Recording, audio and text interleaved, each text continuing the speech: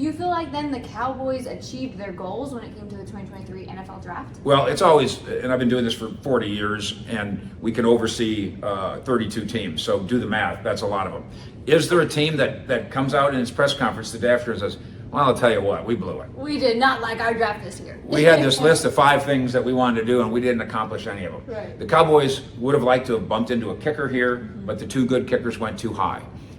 They absolutely would have liked to have bumped into a quarterback prospect late in the draft, and all those guys went away really as well. So in those 2 senses, they didn't accomplish everything they want.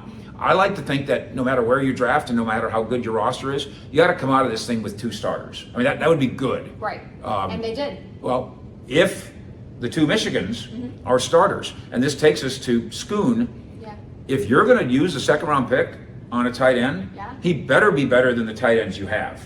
This can't be just, oh, we got three decent tight ends. Right. That would have been you don't need another decent tight end. Yeah. You need somebody better than Ferguson. So he had better be that. Yeah. So Steven comes out and says, we touched all the bases. No, you didn't. We're all fired up about the draft. Yes, you are. We came away almost with what we wanted. That's what he said, and almost is a key word. Yeah. So what I like to do, I don't really bother grading the picks because, frankly, if you played at Notre Dame, I've heard of you, and then I probably give you a better grade because I've heard of you. Right. So I'm not a scout, I'm not a coach, and I'm not a player. But I do like to grade the Cowboys' plan. Yeah. And if they're telling the truth about Mozzie being a top 14 guy, Right. and they got him at 26, that's the execution of a plan up top.